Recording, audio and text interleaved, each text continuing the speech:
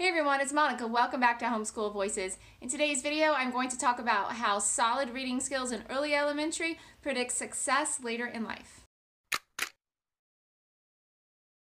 So in an article in Science Daily, it is entitled, Early Math and Reading Ability Linked to Job and Income in Adulthood, that math and reading ability at age 7 can be linked with socioeconomic status several decades later. Participants who had higher reading and math skills as children ended up having higher incomes, better housing, and better jobs in adulthood. What they found is that it doesn't even matter if you started out poor when you were a kid. Those solid reading skills are going to carry you through and help you to have a successful life.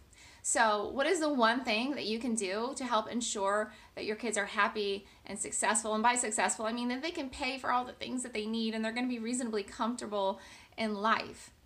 Teach them to read, work on it, never give up, constantly plod away. In the beginning, if you start young, and I started with both of my kids at 3 years old. My son took about a year to be a pretty decent reader. My daughter took 2 years. If you start early, then your kids are gonna do well, but you have to keep working. I still work with my kids. I'm still reinforcing phonics with my kids, and my kids are 11 and 14. But a big benefit about starting early is that if your kid does have a problem, and say you started at 4 years old and at 6 years old, it's like you've never taught your kid how to read at all. It's like they're just getting started. I think you have reasonable cause for concern, and you can address that problem before it really has a negative impact on your child's life.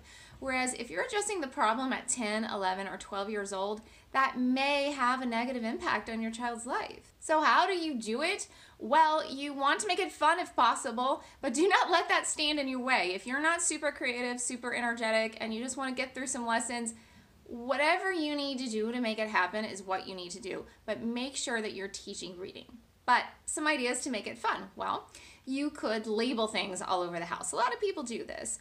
You could put the word door on every door. You could put the word oven on the oven. You could put the word refrigerator on the refrigerator and potty on the potty. Whatever you want to do.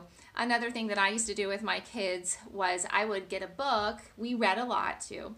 But I would get a book and we would play a little game where we would find all of the thes in the book or all of the ands in the book.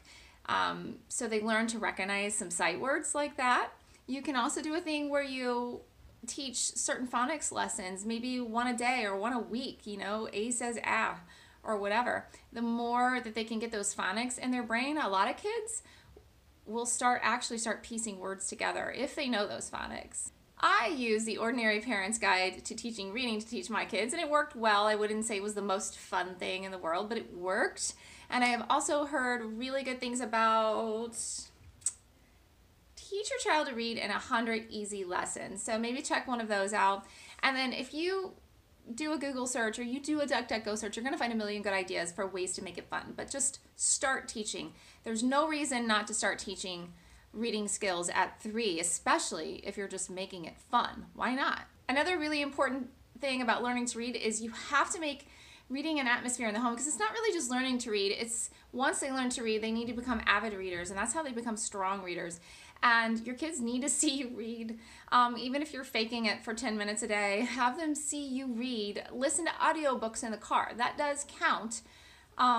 Read to them. I still read to my 14 and 11-year-old. Heck, I read to my husband sometimes. So read to them. It needs to be a culture in your home. And I know this is going to be a stretch for a lot of you. So do your best, right? Maybe it's listening to audiobooks when you would have never done that in a million years before. But do your best to make reading something that adults do. So when your kids look to you and they respect you more than they respect any other adults, when they look at you, they see an adult who reads. And they say, I'm going to be an adult someday. I'm going to be like mommy, or I'm going to be like daddy. That's what you want to do. You also just really want to create a lot of warm fuzzies around reading. So a lot of cuddling and hanging out and reading. And like I said, even with my 14-year-old, of course, I read material that is appropriate for his age. And it's not the same warm cuddly as it is with a 3-year-old. But it is a bonding experience. It still is. And before I'm done, I should also mention, if your child is not interested in reading, hates books, wants nothing more than that, but you also notice that your kid craves your phone more than anything else on earth, you may have a little work to do. This is not going to be the case for every kid. There are some kids who like to play on the phone and they love to read books. So I'm just saying, if you're having a problem with reading, if your kid wants nothing to do with books, your job is to shape their environment and shape their world in such a way to where they are interested in books. Even if it means making them so bored that it's the only option. Whatever it takes, make sure that your kids are picking up some books. You can bribe them a little. Don't go too crazy with that because you want it to be something that comes from within as much as possible. All of this is why I have focused on reading in our homeschool. So I follow a literature-based approach. If you check out this video here, it will tell you all about it. In the description, there is also a PDF with written instructions and also some planner pages to help you implement a literature-based homeschool. So I hope this video helps. If you like this video, please click thumbs up. If you want to see more videos like this, please click subscribe and the notification bell next to it. In the meantime, happy homeschooling and have a great day.